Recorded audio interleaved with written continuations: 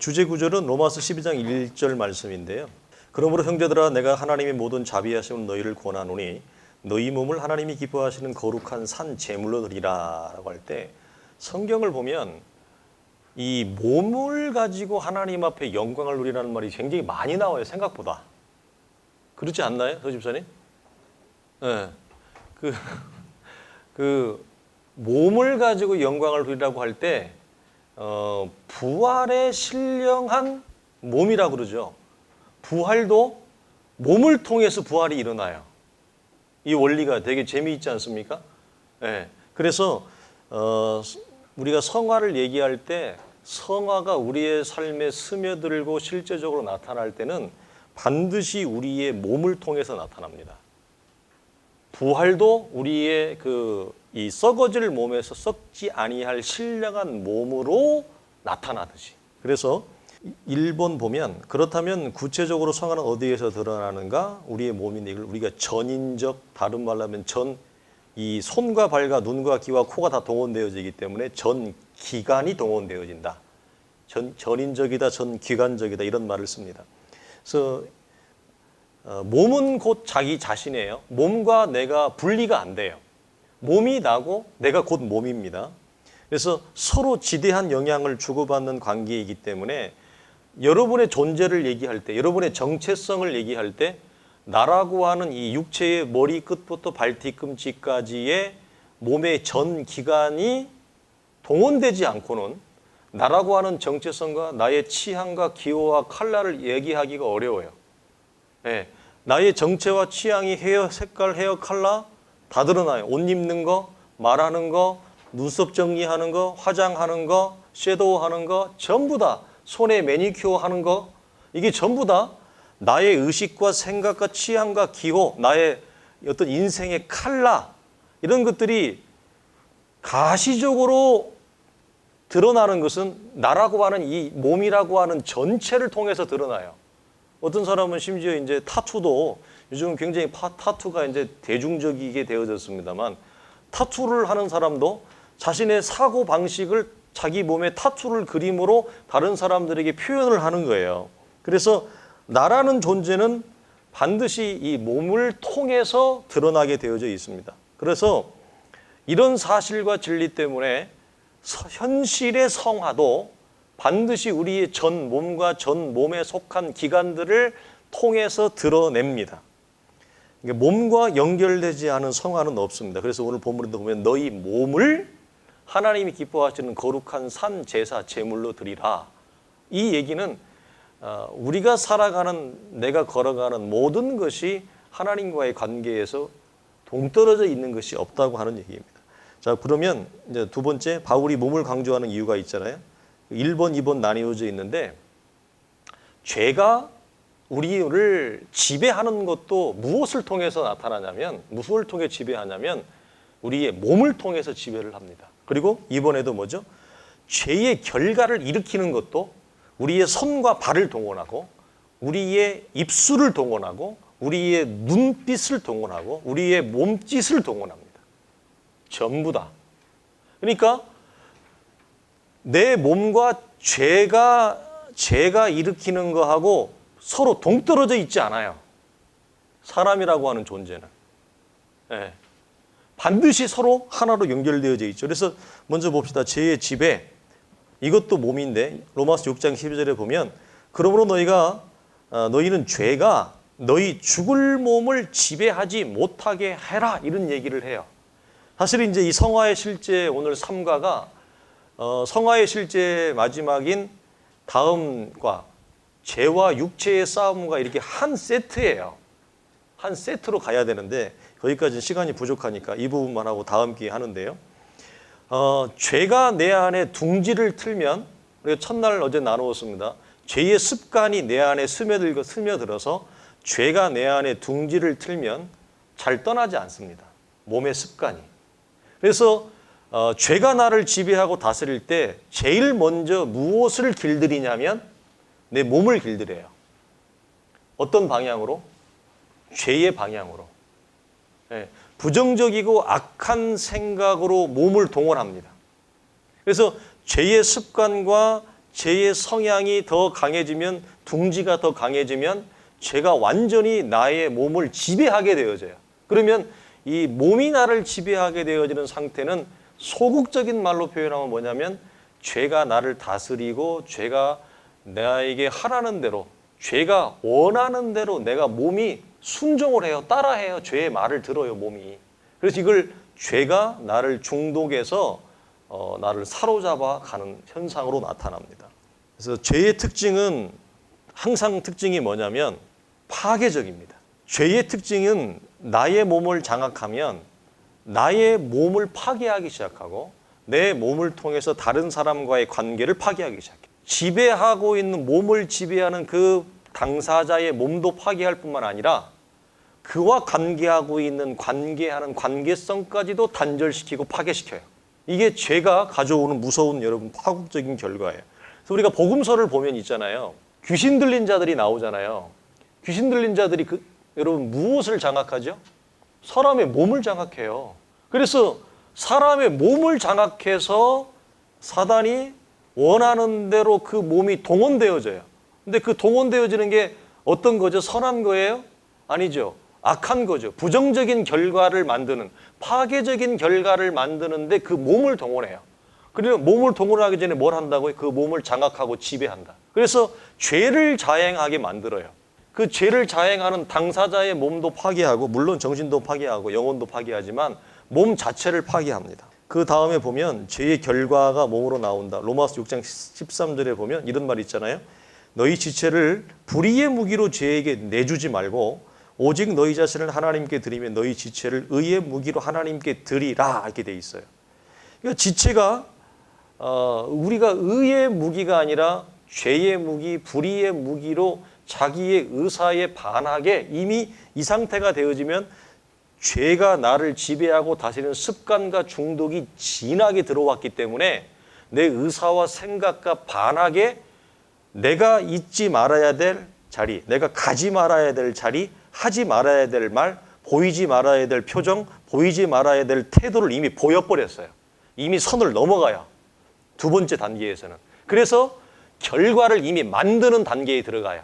무슨 말인지 이해가 되십니까? 앞에 죄의 지배가 내 안에 둥지를 틀게 되어지면 내 의사와 의식과 관계없이 죄를 만들어내는 자리에 이미 들어가 있다고요. 그런데 그걸 죄를 만들어내는 도구로 무엇을 죄가 활용하냐면 우리의 이 몸을 활용을 해요. 전 기관을 다 활용을 합니다. 그래서 사도는 뭐라고 얘기냐면 이 사실을 너희가 안다면 너희 지체가 죄의 지배를 받는데도 가만히 놔두지 말고, 그러니까 우리가 다음 과는 다음에 나눕니다만 중요한 사실이 뭐냐면 죄가 나를 지배하도록, 죄가 나를 다스리도록, 무슨 말이냐, 내 안에 안 좋은 생각이 나요. 예를 들어 저 인생이 싫은 거야. 대부분 사람들은 관계성에서 미움과 시기와 질투와 원망과 별 생각이 다 들어요. 그럼 여러분에게 물어봐요. 저 사람이 싫어요. 그럼 왜 싫어요? 그러면 어떤 이유가 있을 수도 있지만 더 난감한 건 뭐냐? 아무 이유가 없는데 싫어요, 그냥. 사람이 난감한 건 뭐냐면 그 사람이 나에게 어떤 적극적인 피해를 주거나 나에게 적극적인 어떤 파괴적인 일을 했다면 최소한 미워할 수는 있죠. 싫어할 수는 있죠. 원수라고 얘기할 수는 있죠. 그런데 사람이 죄인인 건 뭐냐면 나에게 선을 베풀고 나에게 의를 베풀어주고 나를 대접해주고 나를 배려해주는 사람인데 그 사람을 파괴적으로 대해요. 사람은 얼마든지 그래요. 목회하면서는 이걸 많이 겪어요.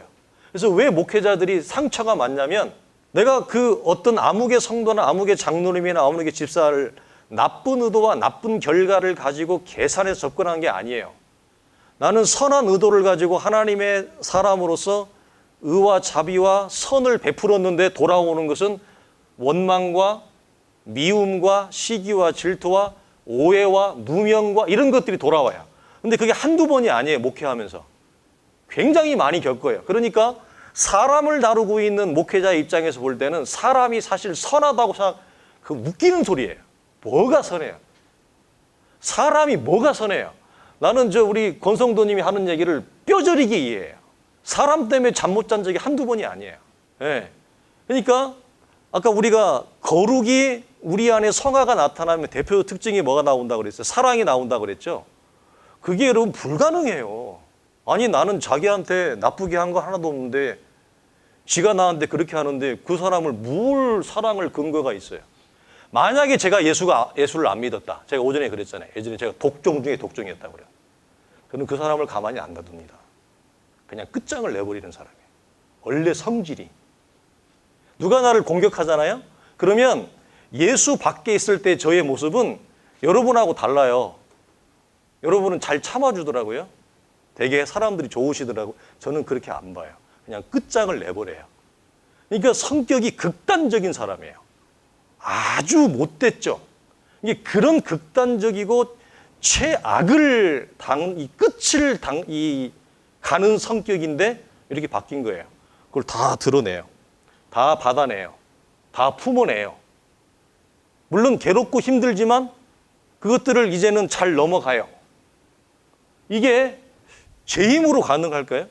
이 죄의 지배와 죄의 파괴적인 결과는 반드시 우리의 몸을 통해서 이렇게 여러분 나타나게 되어져요. 그래서 이미 파괴적인 결과에 가게 되어지기 이전에 뭐죠? 죄가 나를 이미 오랫동안 나를 주장하고 다스리고 죄의 습관 가운데 놓이게 하고 죄의 중독이 됐다는 말은 성경적인 표현을 하면 무슨 말이냐면 죄의 노예가 됐다는 말이에요. 그런 존재로 이미 오랫동안 살아왔기 때문에 내 손과 발과 내 몸짓과 표정과 언어가 악하고 전혀 진리와 선이 없는 행동을 해도 얘는 부끄러워하지 않습니다. 이게 오랫동안 노예화되어져 있기 때문에 악한 생각과 악한 그런 결과들이 내 안에 오랫동안 자행되어져 왔기 때문에 이거에 대해서 고민하지 않습니다. 그래서 여러분 아까 물어봤잖아요.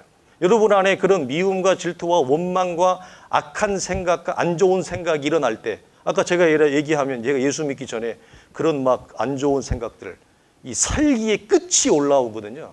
그러면 어떻게 하죠, 여러분? 어떻게 지금은 여러분 그것들을 걷어냅니까? 어떻게 여러분 그것들을 여러분은 절단시키고 그걸 여러분 잘라버립니까? 내어버려 두나요?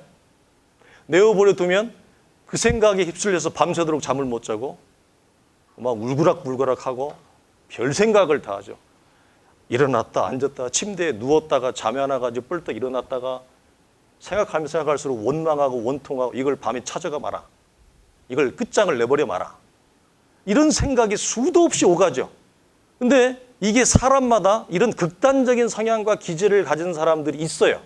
그런데 그게 좀 덜한 사람들이 있어요. 그런데 정도의 차이가 있는데 결과적으로는 다 하나님 앞에 죄인과 죄인의 상태를 벗어나지 못해요. 그래서 사람은 하나님의 은혜가 없으면 결코 구원과 우리 안에 선과 의가 나올 수가 없어요.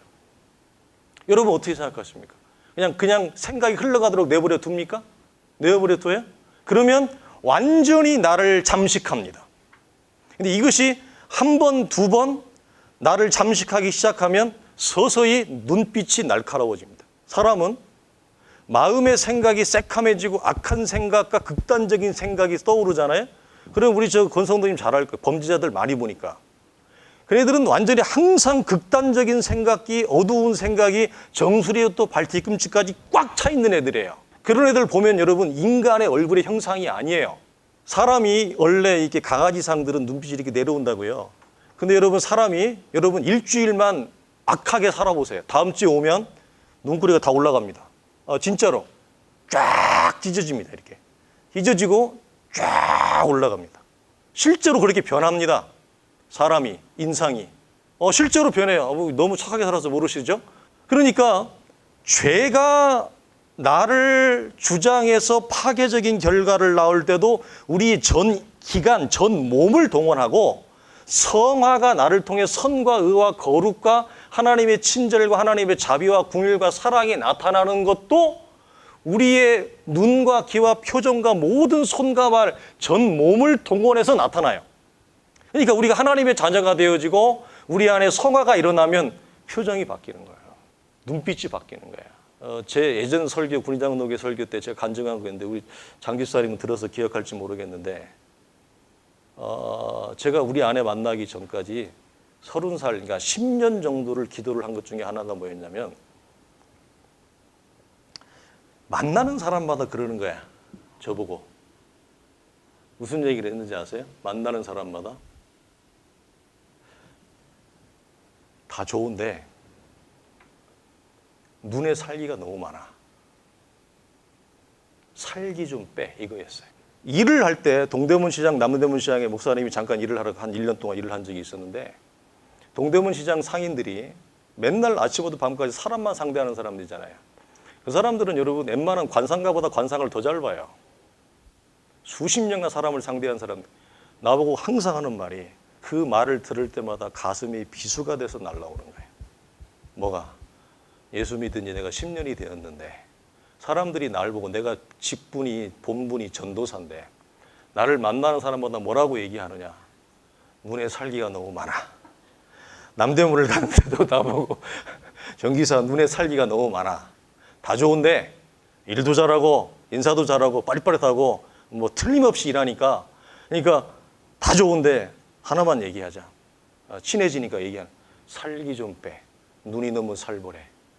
여러분 지금은 어떤가요? 그 살기가 많이 빠졌죠. 제가 기도의 제목이었습니다. 정말 울부짖으면서 기도를 했습니다. 하나님 앞에. 하나님 제발 이 살기를 빼주십시오. 사람들이 나만 보면 눈에 살기가 난다고 그러는데 너무너무 힘듭니다. 이게 제 기도의 제목이었어요. 저는 세상을 살 때 뭐 선하고 좋게 그런 거 안 봐요. 인생을 극단적으로 파괴적으로 어릴 때부터 힘들게 살아온 사람들은요, 세상을 선하고 아름답게 안 봅니다. 그렇게 볼 수가 없어요. 그러니까 그렇게 살아온 누가 나를 건드리잖아요? 그럼 어떻게 할까요? 걔는 죽이는 거예요, 그냥. 그렇지 않아도 이 살기가 너무너무 고통스럽고 힘들어서 간신히 버티고 있는데 누가 와서 나를 건드려요. 내가 자기한테 악의를 베푼 것도 아니야. 악하게 한 것도 아니야. 근데 지가 와서 나를 건드려. 그럼 어떻게 해요? 못 살려놓죠. 그걸 어떻게 살려놔요? 그걸. 이런 것이 제 삶을 지배하고 있었어요.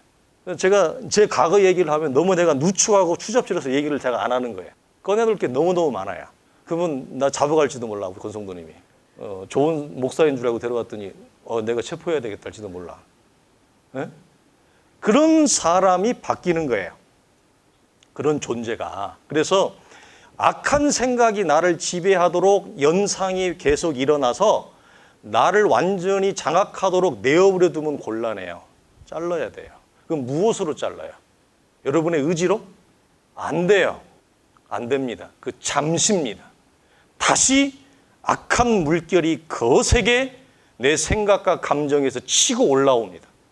이걸 막아낼 재간이 없습니다. 또 찾아와요. 수도 없이 반복합니다. 그러니까 이것을 끊고 이 악한 물결이 나를 장악하는데 이걸 끊어버릴 것은 예수 그리스도의 연합 안에서 말씀과 기도로 나를 채우고 말씀과 기도로 그것을 잘라버리는 것 외에는 방법이 없어요. 에베소서에 있는 말씀대로 말씀의 양날검으로 그걸 쳐버리는 거예요. 청년들은 성적인 많은 유혹들, 하나님의 말씀의 검으로 쪼개버리세요. 요즘은 성간염이 없잖아요. 밖에 나가면. 이게 우리나라가 왜 그렇게 됐는지 모르겠지만 이렇게 된 지 오래됐어요. 사실은. 그런 것도 하나님의 말씀으로 그런 악하고 음란한 생각도 쪼개버려야 돼. 나를 장악하도록 내어버려 두지 말고, 나를 주장하도록 내어버려 두지 말고. 그럼 그걸 쪼갤 수 있는 힘은 뭐죠? 에베소서에 있는 말씀대로 하나님의 거룩한 말씀의 검 외에는 없어요. 그래서 말씀을 매일 먹어야 돼요. 그래야 그것을 우리가 대항할 수 있고 저항할 수 있는 힘이 생긴단 말이에요. 자, 그래서 죄의 지배와 결과도 우리 몸을 통해 드러나고, 두 번째가 되어지면 이미 나는 그 죄에게 오랫동안 지배되어진 중독된 상태가 되어지기 때문에 이 거룩한 본성인 성화가 몸으로 나타나기에는 굉장히 어려운 지경에 올라갑니다. 그래서 세 번째 보면 성경 곳곳에서 몸의 각 기관은 무엇으로 동원되는가? 이제는 우리 안에 성화가 일어나면 죄의 무기나 죄의 결과를 만들고 자행하는 데 동원되어졌던 우리의 손과 발과 눈과 귀와 입, 이 5가지 기관이 대표적이에요. 야고보 같은 경우는 우리의 혀가 불의 혀와 같다고 그랬어요. 이게 모든 관계성을 파괴하는 원단초입니다. 그러니까 이런 것들이 항상 관계를 파괴하고 시기와 질투와 시샘과 샘을 내어서 오해와 비방과 원망을 가져오게 하는 이 불의의 혀가 의의 혀로 바뀌어버려요. 내 안에 성화가 일어나면. 그래서 금방 목사님이 조금 예전 이야기지만 예를 위해서 들었던 것처럼 그런 불행하고 어둡고 추한 일들의 혀가 하나님을 노래하는 혀로, 하나님을 찬양하는 혀로, 감사의 혀로 바뀌어요. 원망하고 욕이 아니면 말이 안 되고 그런 혀가 바뀝니다.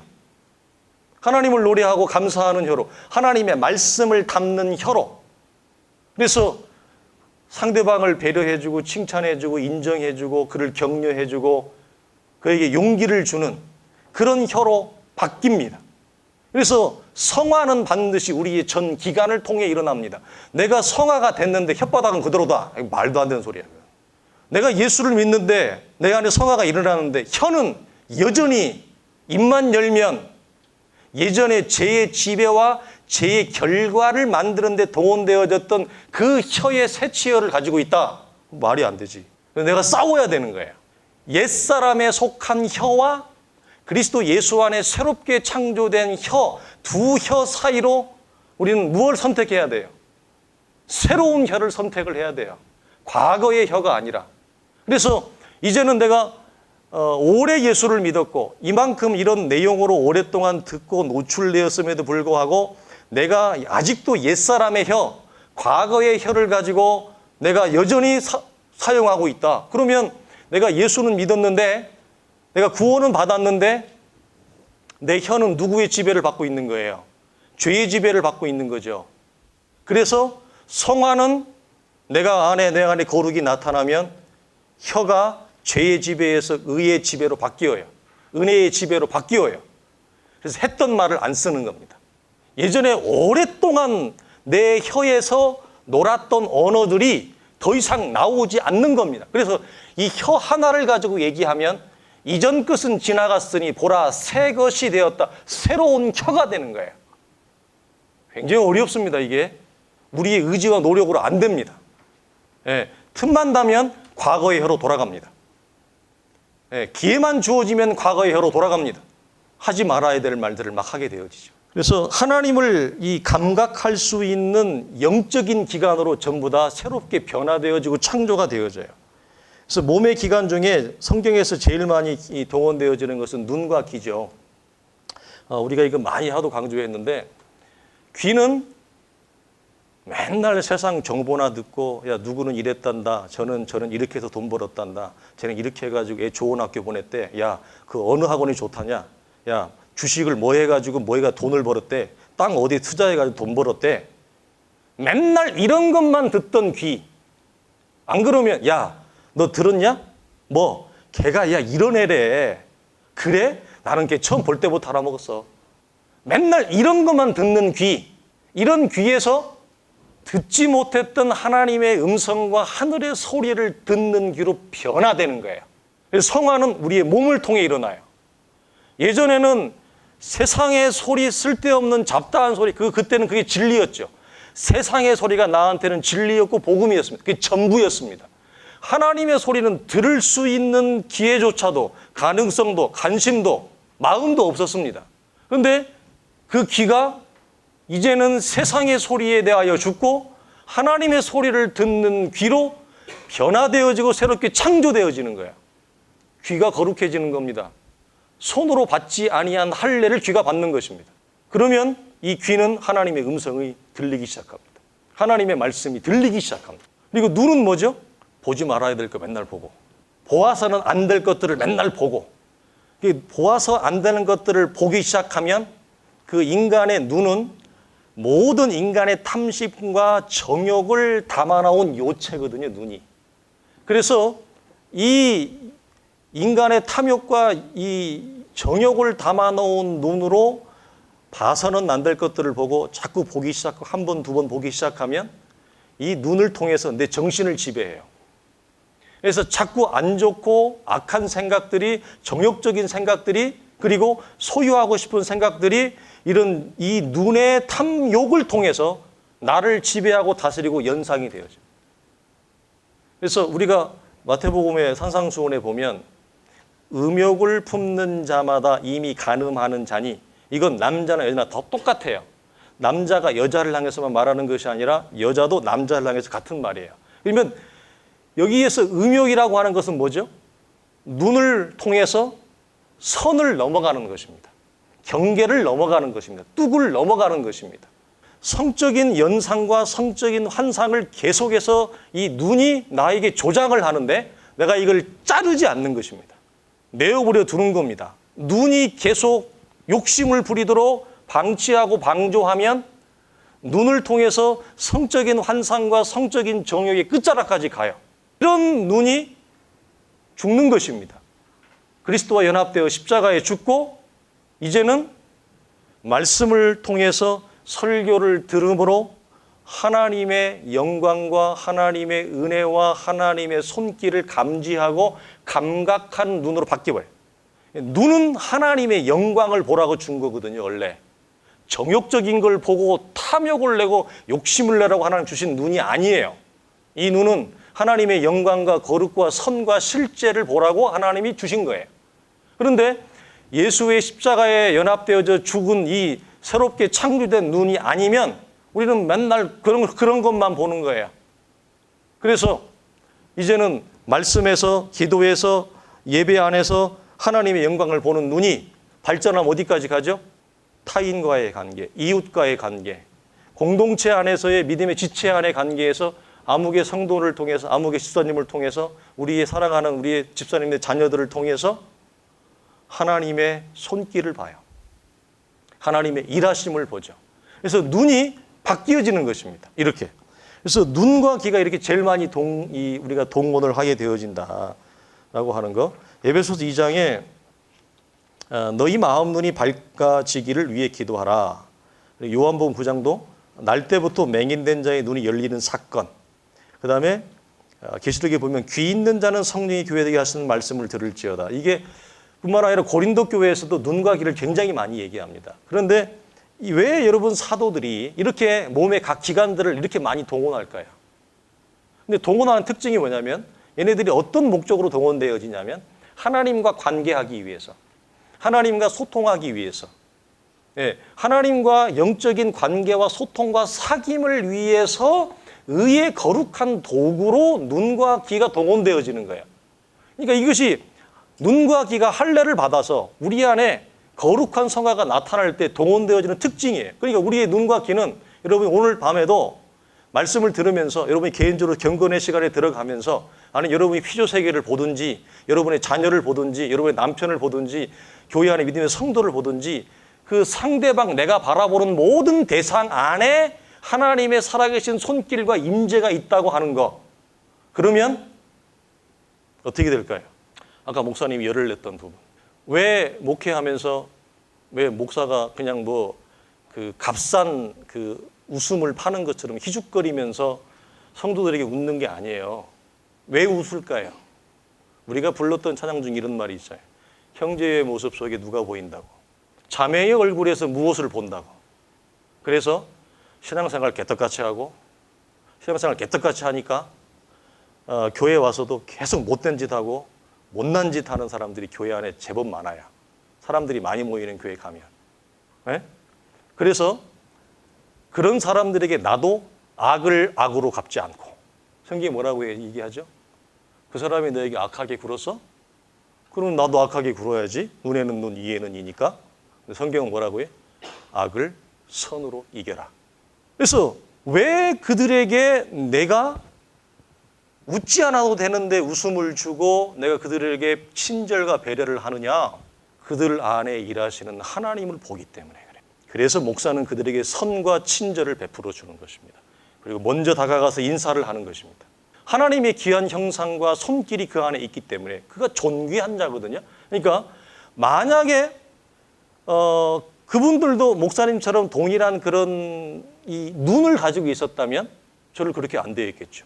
지 성질대로 안 했겠죠. 지 고집대로 안 했겠죠. 그렇죠? 그러니까 눈은 원래 목적이 뭐라고요? 내가 바라보는 모든 대상 안에서 하나님의 일하심과 하나님의 손길과 하나님의 임재를 보는 거예요. 그러면 내가 그 상대방 안에서 그 사람 안에 일하는 하나님을 보면 내가 그 사람을 함부로 할 수 있을까요? 절대 함부로 하지 못합니다. 나보다 나이가 아무리 적어도, 그가 아무리 어린 아이여도, 사회적으로 아무리 지위가 약하고, 아무리 그가 경제적으로 무능하고 해도, 심지어 그가 사회적으로 죄를 범하고 형벌을 받아야 되는 상황에 들어갔다 할지라도 그 안에서 일하시는 하나님의 일하심을 내가 볼 수 있다면, 감지할 수 있다면 나는 그 사람을 함부로 하지 않습니다. 그래서 모든 사람을 존귀하게 보는 것입니다. 우리는 하나님의 자녀라고 하는 이 권세 아래에 있고 은혜 아래에 있기 때문에. 근데 그 사람은 목사지만 내 안에 일하는 하나님을 못 보는 거예요. 그러니까 함부로 대하죠. 하고 싶은 말 다 해버리죠. 내가 보고 싶은 대로 다 해버리죠. 그건 내 안에 연합과 성화가 일어났는데 여전히 나의 눈과 귀와 혀는 과거의 죄의 지배와 중독과 습관 안에서 놀아나던 이 행태에서 탈출하지 못하고 있는 거예요. 그러니까 이게 벗어나야 돼요. 여기에서 일어나야 돼요. 그래서 반드시 신령한 언어로 바뀝니다. 감사의 언어로 바뀝니다. 이게 내 안에 구원이라고 하는 거룩한 창조가 이루어내는 것입니다. 그래서 내 몸 안에 성화가 일어날 때 우리 신앙의 선배들은 육체에 속한 이런 몸의 기관이 하나님을 알 수 있는 영적 기관으로 변화된다는 말을 했는데 이 몸의 기관을 이런 식으로 표현을 했어요. 문이라고 표현을 했는데 문이요, 문인데 눈은 하나님의 영광을 여는 문이라고 그랬어요. 그리고 귀는 말씀을 여는 문이다. 그다음에 입은 하나님과 말하는 문이다. 그리고 발은 하나님을 향해 나아가는 문이다.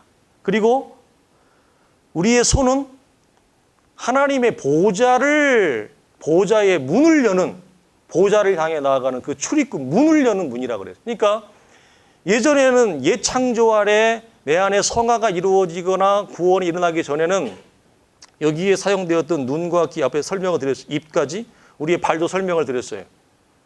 하나님께 안 나가죠. 다른 데로 가죠. 늘 내 발이 가서 즐거워했던 곳, 거기를 가죠. 그 발이 거기를 찾아갑니다. 왜? 이 발이 오랫동안 죄의 지배와 결과에 자행되어진 결과 아래 노출되어져 있기 때문에 이 녀석, 이놈의 발이 하나님의 보좌 앞으로 하나님 앞에 나아가는 발이 안 돼요. 방향이 틀어지지가 않아요. 늘 내가 가서 놀았던 데가 있어요. 내가 육체에 탐닉을 했던 그 장소가 있어요. 그쪽으로 발이 가는 거예요. 왜? 오랫동안 이 발이 죄의 지배를 받아왔기 때문에. 그러나 발이 내 안에 구원과 성화가 일어나면 내가 죄를 은근히 즐겨 했던 그 장소로 향했던 발이 하나님께 나아가는 발로 방향이 바뀌어지는 거죠. 길이 바뀌어지는 거예요. 나아가는 길 자체가. 그래서 몸의 기관들이 이렇게 사용되어지는 것을 로마서에서 사도 바울이 뭐라고 얘기한다고요? 이걸 의의 도구, 거룩한 도구로 지체로 너희는 하나님께 드리라. 이 여러분 복된 표현을 하는 겁니다. 그러면 이제 마지막으로 4번과 마지막 본인데요. 여러분 이게 한 번 이제 우리가 연합 이후에 우리 안에 성화가 나타나면 한 번 열어진 눈과 귀는 이런 무엇으로 성장을 해야 될까요? 무엇으로 나아가야 될까요? 우리 성도들이 이 듣는 귀가 분명히 있고 이 귀가 열어져서 이 시간까지도 여러분이 이 자리에 있는 걸로 제가 알아요. 너무 기쁘고 감사하고 귀한 일입니다, 이게. 예, 제가 여러 번 얘기했습니다만 오카노 목사님은 뭐라고 얘기했냐면 가장 큰 복이 어떤 복이라고요? 말씀을 들을 수 있는 귀를 가진 복을 가진 성도들. 이게 자기가 평생 40년 목회하면서 별 사람들 다 만나보고 뭐 권세 있는 사람들, 출세하는 사람들, 돈 받는 사람들 많이 만나봤는데 이 얘기를 언제 했냐면 저희 신대원 이렇게 수련회 할 때, 개강 수련회 때 3일 연장을 할 때 오카노 목사님이 살아계실 때 와가지고 저희 모아놓고 했던 얘기예요. 목회하면서 강남에서 출석교인만 2만 5천 명이 넘어갔거든요. 그때 출석하는 성도만. 그러니까 1년에 나오는 예산이 상상을 초월해요. 강남에서 물론 뭐 전국에서 오고 서울 전역에서 옵니다만 강남역 내리면 옛날 사랑의 교회가 내리면 강남역의 사랑교회까지 한 3분밖에 안 걸려요. 정말 가까웠거든요. 예. 그런 데서 출석교인만 2만 5천 명이 넘어가니까 뭐 대단한 거잖아요. 근데 그분이 하는 얘기가 별 사람 다 만나봤지만 성도로서 가장 큰 복은 하나님의 말씀을 들을 수 있는 이 열린 귀, 할례받은 귀를 가진 성도가 제일 복되다 그랬어요. 그러니까 그게 정말 귀하거든요. 그러니까 여러분이 그런 이제 상태가 된 거잖아요. 그러면 그렇게 한 번 열어진 귀, 한 번 열어진 눈은 무엇으로 성장해야 되느냐? 연단된 눈과 귀가 돼야 됩니다. 처음에 말씀이 안 들리는 귀를 가지고 있다가 말씀이 들려지는 귀를 소유하게 되어지면 안 들렸던 하나님의 말씀이 들리기 시작하니까 그 하나님과의 관계의 새로움이 경이로워요.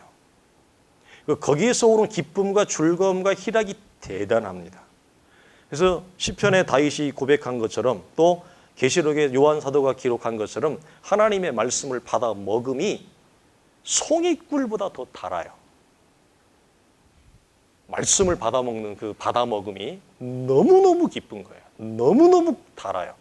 그래서 말씀을 계속 추구하게 되어져 있고 말씀을 계속 배우고 싶고 알고 싶은 영적인 욕구가 우리 안에 충만하게 일어나는 거거든요. 그러면 그걸로 끝나는 것이 아니라 거기서 더 나아가야 돼요. 어떻게? 연단된 눈과 귀로 나아가야 돼요. 그 연단된 눈과 귀는 뭐냐? 저절로 이루어지지 않습니다. 자, 이게 왜 성화랑 중요하느냐? 처음에 말씀의 눈과 귀가 열어지는 것은 내 힘으로 열어지는 것이 아니라 하나님의 은혜로 수동으로 선물로 받아요. 눈과 귀가. 그렇죠? 말씀을 들은 수동적인 것에 의해서 열어지는데 한 번 열어지고 난 다음에 디스플레이되고 트레이닝된 눈과 귀로 나아가려면 무엇이 우리에게 여러분 필요합니까? 내가 하나님의 말씀을 따라 믿음으로 살아가는 그 믿음의 걸음, 연단된 걸음이 우리에게 전제되어야 됩니다. 그것이 전제되지 않으면 한 번 열어진 귀로 만족하고 경이롭고 우리가 경탄하고 즐거우고 기뻐하지만 언제부턴가 이 열어진 눈과 귀가 둔해지기 시작합니다. 옛날에는 들렸는데 안 들려요. 여러분 경험하실 거예요. 옛날에는 분명히 들렸어요. 안 들려. 옛날에는 분명히 말씀을 눈으로 하나님의 영광을 경험했어요. 봤어요. 그런데 들렸던 눈과 귀가 안 들리기 시작합니다. 어떤 원인 때문에? 그건 여러분이 알아요. 그건 여러분이 하나님 앞에 해결하셔야 돼요. 네. 그래서 한 번 열어졌다고 해서 만족하고 지족하고 배부르고 모든 것이 끝났다라고 마침표를 찍으면 곤란합니다. 네. 성경이 말하는 연단된 눈과 귀로 나아가면 처음에 들었던 눈과 귀와 다른 또 다른 하나님이 열어주시는 세계가 있어요. 그래서 연단된 눈과 귀에서부터 뭐가 나오기 시작하느냐? 그때부터 영적인 분별이 돼요. 처음에는 분별할 줄 몰라요. 그냥 좋기만 해요. 말씀이 들리니까 좋은 거예요. 말씀 안에서 하나님의 영광과 실제를 간접적으로라도 경험하니까 좋은 거예요. 그러나 분별에까지는 못 가요. 그래서 우리가 주어진 삶의 현장에서 어떤 선택을 할 때 있어서는 사실은 분별의 지혜가 되게 어려운 경우가 많습니다. 그래서 분별을 하기 위한 영적인 분별은 이렇게 물어보겠습니다. 우리 여집사님들은 본능적인 그 필이 좋으신가요? 좋다고 자부하십니까? 인간의 직감이 여러분은 좋습니까? 자, 여러분이 대체로 남자보다는 조금 좋을 수 있어요. 네. 그래서 바람 피우는 남자 금방 안다면서요. 오늘 가라오케 갔다 온 금방 안다면서요. 필링이 좋아요? 타고난 본능적인 필링, 직감과 분별은 어떻게 다른가요? 영적인 분별은 타고난 본능적인 필링을 얘기하는 게 아닙니다. 내가 다른 사람보다 굉장히 센시티브합니다. 그래서 내가 다른 사람보다 센스를 잘 감지한다고 얘기를 하죠. 그거와 다릅니다. 영적 분별은 우리의 본능이나 본성적인 직감이나 센스를 얘기하는 게 아니라 하나님의 말씀이 열어진 자가 말씀을 추구하고 믿음으로 살아가는 광야의 길을 걸어가면서 수없이 많은 실패와 낭만과 아픔과 때로는 기쁨과 승리와 환호를 경험하면서 훈련되어진 분별을 얘기합니다. 후천적입니다. 연단된 눈과 귀는 후천적입니다. 어떻게 후천적이라고요? 몸으로 부딪혀서요. 몸으로 내가 깨어져 봐서요. 몸으로 내가 넘어져 봐서요. 그래서 처음에 열어진 귀는 하나님의 은혜로 선물처럼 주어집니다. 그러나 연단된 눈과 귀는 내가 연합 이후에 하나님의 말씀을 따라 살아가는 광야의 걸음과 연단을 통해서 내 안에 커집니다. 그래서 본능적인 직감과 다르다.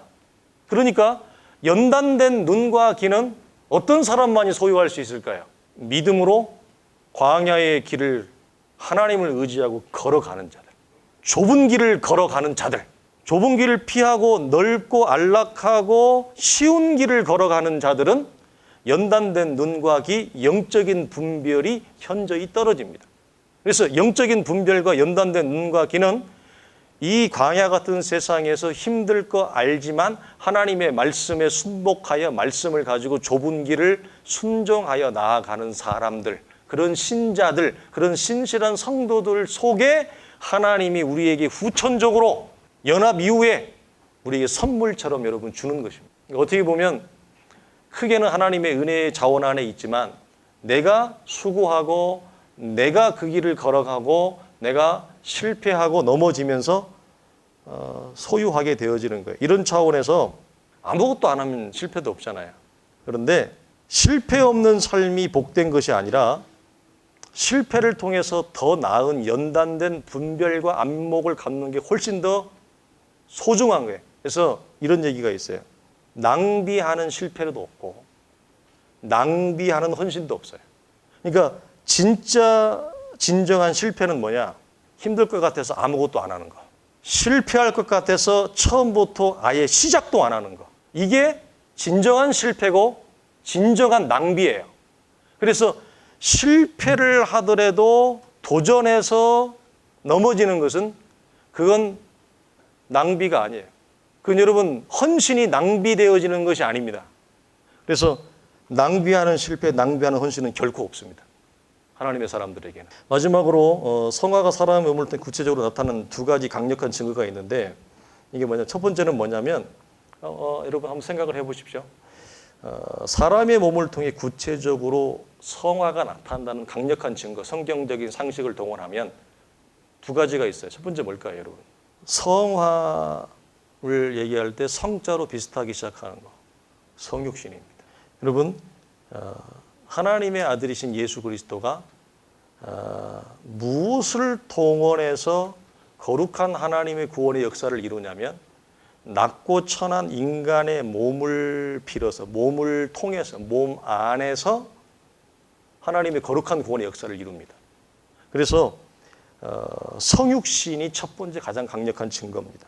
우리가 밑에 히브리 10장에 있는 말씀을 기록했습니다만 주께 세상에 임하실 때에 이르시되 하나님의 제사와 예물을 원하지 아니하시고 오직 나를 위하여 한 몸을 예비하셨다. 이제 내가 말하기를 하나님이여 보시옵소서 두루마리 책에 나를 가리켜 기록된 것 같이 하나님의 뜻을 행하려 왔나이다 하셨으니 이 뜻을 따라 예수 그리스도의 몸을 단번에 들이심으로 말미암아 우리가 거룩함을 얻었다라고 말씀 기록되어 있는데요. 하나님의 구원의 역사를 이룰 때에 인간의 몸을 통해서 이루어 가시는 이 성육신의 사건이 하나님이 우리에게 성화를 이루을 때 왜 우리의 몸을 동원하고 몸을 통해서 반드시 나타나느냐라고 하는 첫 번째 증거이고 두 번째는 뭐냐면 더 경이로운 건데 성경은 우리의 몸을 이 썩어질 육체와 같은 이 썩어질 죄의 도구요, 죄의 지배요, 죄의 정욕으로 활용되었던 이 몸이지만 하나님의 거룩한 성전, 전으로 삼는다고 얘기를 합니다. 그래서 고린도전서 6장에 보면 처음에 뭐라고 얘기합니까? 몸은 음란을 위하여 있지 않고 우리의 몸이 오직 주를 위하여 있다. 이 기가 막힌 말입니다. 우리의 몸이 오직 주를 위하여 있다. 그래서 이 안에는, 이 몸 안에는 우리가 지금까지 나누었던 눈과 귀와 손과 발과 입이라고 하는 이런 모든 기관들이 하나님의 이 성화를 이루는데 전폭적으로 동원되어지고, 동원되어진다는 말은 이전 것은 죽고 새롭게 창조되어지는 귀한 역사가 있다는 거예요. 그래서 우리의 전 이 기관을 통해서 전에 없던 의와 거룩과 진리가 나타나는 거. 그래서 마지막에 보면 너희는 너희 자신의 것이 아니라 값으로 산 것이 되었으니 그런즉 너희 몸으로 하나님께 영광을 돌리라. 이게 여러분 무슨 말인가? 자, 우리가 몸으로 무슨 영광을 돌려요? 어떻게 영광을 돌리는데요? 몸을 어떻게 해야 몸이 하나님께 영광을 돌려요? 이런 기관들이 동원되어지는 전 기관과 이런 그 도구들이 죄의 지배와 죄의 결과로 동원되어졌던 것들이 의의 지배와 의의 결과를 이루는 동원으로 바뀌는 거죠. 그러면 우리의 몸 자체가, 우리의 몸에 속해 있는 전 기관이 하나님을 영화롭게 하는 존재로 완전히 새롭게 변화되어 창조되어지는 거예요. 그러니까 우리가 성화를 생각하는 데 있어서 우리의 몸을 통해 성화가 일어난다고 하는 것은 되게 쉽게 생각하거나 아예 관가해버려요. 무슨 이까짓 몸을 통해서 무슨 성화가 일어나? 그렇지만 왜 성화를 나눌 때, 성화의 실제를 얘기할 때 우리 몸을 성경이 얘기를 하느냐? 상당히 중요한 얘기입니다. 그래서 우리는 몸을 함부로 사용하지 마세요. 예. 몸에 안 좋은 거 먹지 마세요. 몸에 좋은 거 드세요. 예. 그래서 이런 차원에서 레이기에 있는 말씀대로 피가 있는 음식 먹지 마라. 몸에 안 좋은 거 쉽게 얘기하면 요즘 시대로 말하면 몸에 안 좋은 거 많잖아요. 그런 거 그냥 막 먹지 마세요. 예. 가급적이면 여러분의 몸이 거룩한 하나님의 성전이고 거룩한 도구로 드려질 수 있도록 여러분이 여러분의 몸을 지혜롭게 잘 관리하는 것도 여러분이 우리가 성화를 이루어가는 데서 중요한 하나의 방점이 되어진다고 하는 것입니다. 마치겠습니다.